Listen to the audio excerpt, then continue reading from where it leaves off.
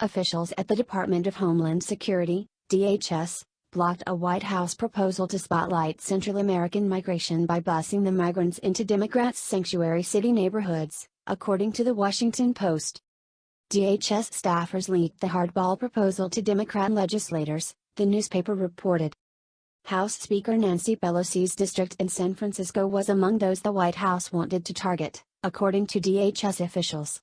The administration also considered releasing detainees in other Democratic strongholds. White House officials first broached the plan in a November 16 email, asking officials at several agencies whether members of the caravan could be arrested at the border and then bused to small and mid-sized sanctuary cities, places where local authorities have refused to hand over illegal immigrants for deportation. The White House told U.S. Immigration and Customs Enforcement that the plan was intended to alleviate a shortage of detention space but also serve to send a message to Democrats. The attempt at political retribution raised alarm within ICE, with a top official responding that it was rife with budgetary and liability concerns, and noting that there are PR risks as well. In response, Democrats inserted language into the 2019 budget designed to make the tactic difficult.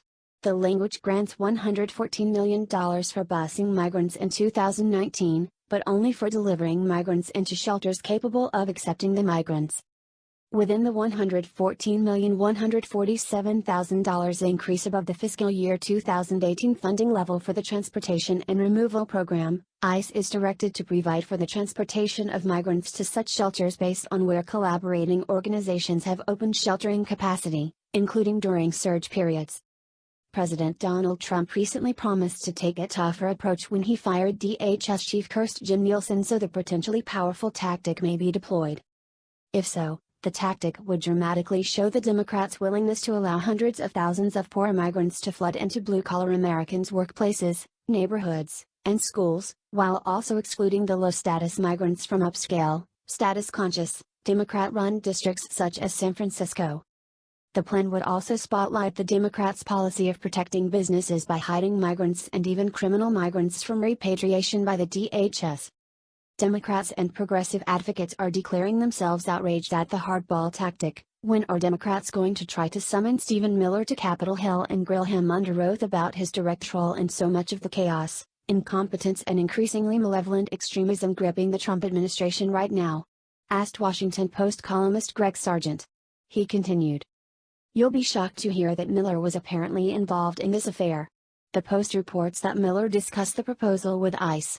As one congressional investigator who spoke to a whistleblower revealing the scheme notes, it was basically an idea that Miller wanted that nobody else wanted to carry out.